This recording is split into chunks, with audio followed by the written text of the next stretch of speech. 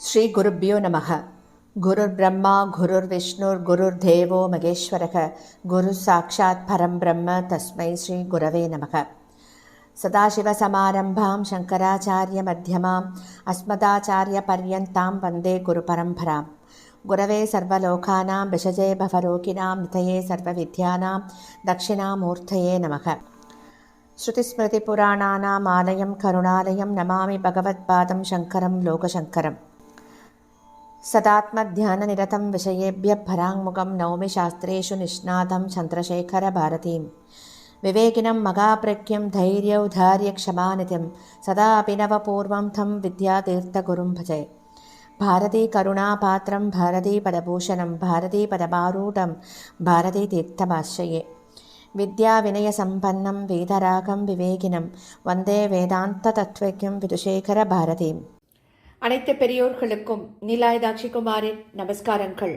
பிரதி குருவாரம் நம்ம நடமாடும் சாரதாம்பாளான நம்முடைய பிரத்யக்ஷ பகவான் ஜெகத்குரு ஸ்ரீ ஸ்ரீ ஸ்ரீ பாரதி தீர்த்த மகாசுவாமிகளின் சச்சரித்தத்தை கேட்டுக்கொண்டிருக்கிறோம்.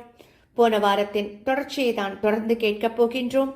8வது வாரமாக இந்த சச்சரித்தம் ஜெகத்குரு ஸ்ரீ ஸ்ரீ ஸ்ரீ விதுசேகர பாரதி மகாசுவாமிகள் அவர்கள் தமது குருநாதரின் மகிமைகளை பற்றி செய்து அருளிய அருளுரைகளைத்தான் நாம கேட்டுக்கொண்டிருக்கோம். தொடர்ந்து கேட்போம். போன வாரம் நாம கேட்டிருந்தோம், தன்னுடைய குருநாதரை அவர் சர்வ சாஸ்திரார்த்த தத்துவவித அப்படின்னு சொன்னார் அப்படிங்கிறத கேட்டோம். இன்னைக்கு நாம என்ன தொடர்ந்து கேட்க போகிறோம் அப்படிங்கிறத பார்க்கலாம். அவர் என்ன சொல்றார் அப்படின்னா, தன் குருநாதரை பற்றி எவரும் வெளிச்சத்திற்கு தராத ஒரு விளக்கம் கொடுத்தார் எங்கள் குருநாதர் அப்படின்னு சொல்றார். எங்கள் குருநாதர் சாஸ்திரங்களில் மிகவும் ஆழ்ந்த அகன்ற நுண்ணிய ஞானத்தை பெற்றவர் அப்படின்னு சொல்றார். பிரம்ம சூத்திரங்களில் 5வது சூத்திரம் ஈக்ஷதேர் நாசப்தம் என்பது. சாங்கிய சாத்திரக்காரர்களால் ஜகத்திற்கு காரணமாக கூறப்படும் முக்குணங்களின் ஸ்வரூபமான சுதந்திரமான பிரதானம் இந்த சூத்திரத்தினால் நிராகரிக்கப்படுகிறது. இந்த சூத்திரத்திற்கு பகவத்பாதாளின் பாஷ்யம் பிரதானம் அசப்தம், அதாவது இது வேதங்கள்ல சொல்லப்படல. சதேவ சோம்யேதமக்ர அசீத் ததைக்ஷத தத்தேஜோ ஸ்ருச்சத.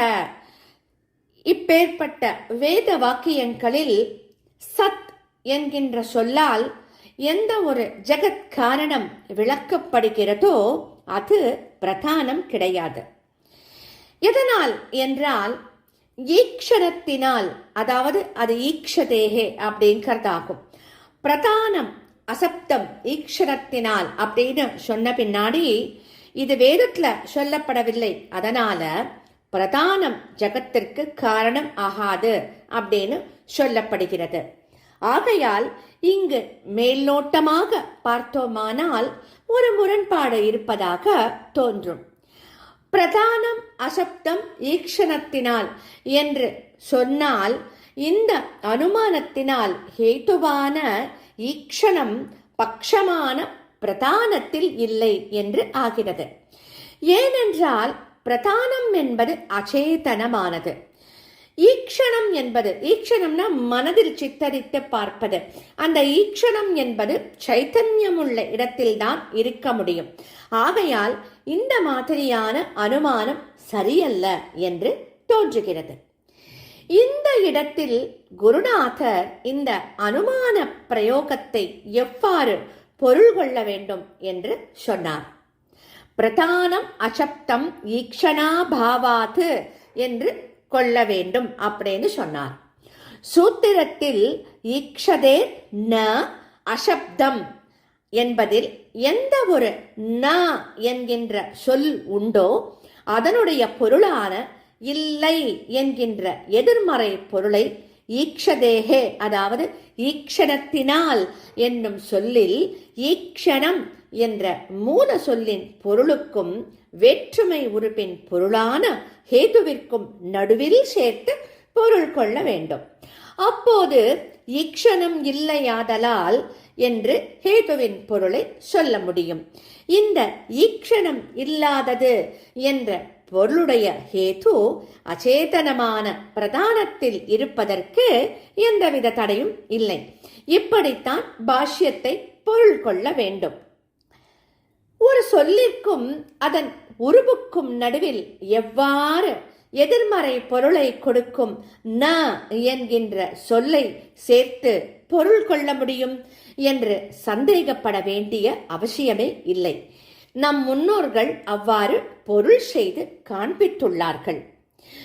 வியுத்பத்திவாதம் என்கின்ற நூலில் ஸ்ரீ கதாதர பட்டாச்சாரியார் அவர்கள் மூல சொல்லின் பொருளிற்கும் அதன் உருவின் பொருளிற்கும் நடுவில் எதிர்மறை பொருள் கொடுக்கும் ந என்கின்ற சொல்லின் பொருளை தவிர வேறெதையும் சேர்த்து பொருள் கொள்ள முடியாது என்று சொல்லியிருக்கார். அது எவ்வாறு என்றால், நாமூட சேயதரோத்பத்தே நானு பம்ருத்ய பிராதுர்பாவாத் இப்படி முதலான சூத்திரங்களில் மேல்கூறப்பட்ட விதத்தில் பொருள் கொள்ளுதல் ஏற்றுக்கொள்ளப்பட்டு உள்ளது. நாமூட சேத ரோத்பத்தே என்கின்ற சூத்திரத்தில் அமூடஸ்ய அதாவது மோகமற்றவருக்கு, இதர யோகோ அதாவது விருப்பு மற்றும் வெறுப்புகளுக்கு நடுவில், மோகமற்றவருக்கு விருப்பு மற்றும் வெறுப்புகள் தோன்றுவது இல்லையாதலால் விருப்பு வெறுப்பு மற்றும் மோகங்களுக்கு நடுவில் மோகம்தான் மிகுந்த பாவமளிக்கக்கூடியது என்று பொருள் சொல்லப்பட வேண்டும். இந்த பொருள் சூத்திரத்தில் ந என்கின்ற எதிர்மறை பொருள் கொடுக்கும் சொல்லானது தனியாக சொல்லப்பட்டிருந்தாலும் இதன் பொருளானது உத்பத்தேகே அதாவது உற்பத்தியினால் என்கின்ற சொல்லிற்கும் உருபிற்கும் நடுவில் இதன் பொருளை அமைத்து உற்பத்தி இல்லை ஆதலால் என்று பொருள் கொள்ளப்படுவதனால்தான் கிடைக்கின்றது. இதேபோல் நானுபம்ருத்ய பிராதுர்பாவாத் என்கின்ற இடத்தில் விதையை உடைக்காமல் அங்குரத்தின் உற்பத்தி இருக்காது என்று பொருள் சொல்லப்படுகிறது. இந்த இடத்திலும் ந என்கின்ற எதிர்மறை பொருள் கொடுக்கும் சொல்லின் பொருளை பிராதுர்பாவ சொல்லின் பொருளுக்கும் அதன் வேற்றுமை உருவின் பொருளுக்கும் நடுவில் அமைத்து பொருள் கொள்ளப்பட்டுள்ளது. ஆகையால் இப்படிப்பட்ட பொருள் கூறும் முறையானது முன்னோர்களால் ஏற்றுக்கொள்ளப்பட்டதே ஆகும். இதைத்தான் கதாதர பட்டாச்சாரியாரும் வியுத்பத்திவாதம் என்கின்ற நூலில் விளக்கி சொல்லியிருக்கார். ஆகையால் நாம் எடுத்துக்கொண்ட அனுமான பிரயோகத்தில் பட்சத்தில் ஹேதுவின் இருப்பை சம்பாதிப்பதற்காக ந என்கின்ற எதிர்மறை சொல்லின் பொருளை ஈக்ஷணம் என்ற சொல்லின் மற்றும் அதன் உருவின் நடுவில் ஏற்றுக்கொள்ளத்தான் வேண்டும். ஆகையால் பிரதானமசப்தம் ஈக்ஷணாபாவாத் என்றே அனுமான பிரயோகம் சொல்ல வேண்டும் என்று குருநாதர் உபதேசம் பண்ணினார். இந்த விஷயம் பாஷ்யத்திற்கு அநேக பண்டிதர்கள் செய்துள்ள எந்த உரையிலுமே சொல்லப்படவே இல்லை. இந்த மாதிரியான ஆழ்ந்த சாஸ்திர விசாரங்களை பாடம் செய்யும் போது எங்களுக்கு குருநாதர் உபதேசம் பண்ணிட்டு வந்தார். நியாய சாஸ்திரத்தில் நியாய சித்தாந்த முக்தாவளி என்கின்ற நூலின் உரை நூலான தினகரியில் ஹேத்வா பாசத்தை பற்றி அதாவது போலிஹேது காரணம் இந்த ஹேத்வா பாசத்தை பற்றி விவரிக்கும் சமயத்தில் யத் விஷயகத்வேன ஞானஸ்யானுமிதி விரோதித்வம் தத்துவம் என்ற ஹேத்வா பாசத்தின் சாமானிய லட்சணத்தில் மூன்றாம் வேற்றுமை உருவின் அர்த்தமாக வரையறுக்கப்பட்ட அவச்சேதகத்துவம் எப்படிப்பட்டது, ஸ்வரூப சம்பந்த ரூபம் என்று சொல்லலாமா அல்லது அனதிரிக்த விருத்தித்வ ரூபம் என்று சொல்ல வேண்டுமா என்று பிரித்து விசாரிக்கும் போது ஸ்வரூப சம்பந்தரூப அவச்சேதகத்துவம் என்று எடுத்துக்கொண்டால் தோஷத்தின் ஒரு பகுதியில் அதிவியாப்தி என்ற குறை உண்டாகும். அதை சரி செய்வதற்காக பர்யாப்தி என்ற லட்சணத்தில் சேர்த்தோமானால் அசம்பவக என்ற பிழை ஏற்படும் என்று சொல்லப்பட்டுள்ளது. அனதிரிக்த விருத்தி ஸ்வரூபாவச்சேதகத்துவத்தை லட்சணத்தில் இருப்பதாக கொண்டால் கிரதோ வக்னிமான் முதலான ஸ்தலங்களில் வக்ஞபாவ விசிஷ்ட கிருதம் மற்றும் கேவல கிருதம் இவை இரண்டும் விசிஷ்டம் சுத்தான்னா தெரிச்சதே என்ற நியமத்தின்படி ஒன்றே என்பதால் வக்ஞபாவ விசிஷ்ட கிருத விஷகிதா என்பது கிருத்தக என்ற ஆகாரத்தை கொண்ட விசேஷ மாத்திர விஷயத்தா உள்ள பிரதிபந்தக நிச்சயத்திலும் இருப்பதால் அங்கோ பிரகிருதானுமிதி பிரதிபந்தகதா இருப்பதில்லையாதலால் பிரகிருதானுமிதி பிரதிபந்தகதாதிரிக்த விற்த்தியாக வக்ஞபாவ விசிஷ்ட கிருத விஷயத்தை ஆகிவிடுகிறது. வக்ஞபாவ விசிஷ்ட கிருதம் முதலானவற்றில் அவ்வியாப்தி என்கின்ற தோஷம் சொல்லப்பட்டுள்ளது. தினகரி நூலின் உரை நூலான ராமருத்ரீயத்தில் எல்லா ஸ்தலங்களிலும் விசிஷ்ட தோஷ விஷயத்தையானது விசேஷ மாத்திர விஷயக நிச்சயத்தில் அப்பிரதிபந்தகத்தில் இருப்பதால் விசிஷ்டதோஷ விஷயதை பிரதிபந்தகதா அதிருக்த விருத்திதான் எப்போதும் ஆகிறது என்பதால் எங்கும் லட்சணத்தின் சமன்வயம் ஏற்படாது. ஆகையால் அசம்பவக என்கின்ற குறையே ஏற்படுகிறது என்று சொல்வதன் மூலம் தினகரி நூலில் உள்ள அவ்வியாப்தி என்கின்ற குறையை மாற்றி அசம்பவக என்ற குறைதான் இங்கு ஏற்படுகிறது என்று விளக்கியுள்ளார். சரி, இவற்றில் எது சரி என்று குருநாதர் இதை பற்றி விளக்கும் போது அனதிரிக்த விருத்தி ஸ்வரூபாவச்சேதகத்துவத்தை லட்சணத்தில் சேர்ப்பதனால் தினகரி நூலில் கூறப்பட்டுள்ள அவ்வியாப்தி என்கின்ற குறைதான் ஏற்படும். அசம்பவக என்கின்ற குறை ஏற்படாது. ஏனென்றால் கடோவிருத்தி என்கின்ற ஸ்தலத்தில் எங்கெங்கு கடவத் விஷயத்தை இருக்கிறதோ அங்கு எல்லா இடங்களிலும் பிரகிருத்தானுமிதித்வ வியாபக பிரதிபத்தியதா நிரூபித பிரதிபந்த கதை இருப்பதே இல்லை என்பதால் கடவத் ரூபவாத விஷயத்தையை பிரதிபந்த கதானதிரிக்த விற்த்தியாக எடுத்துக்கொள்ள முடியும் என்று அங்கு கடவத் ரூபபாதத்தில் லட்சணத்தின் சமன்வயம் ஏற்படும். ராமருத்ரி உரையில் அவ்வியாப்தி என்கின்ற தோஷத்தை அசம்பவக என்ற தோஷமாக மாற்றி உரை எழுதியதை உகந்ததாக கருத இயலாது.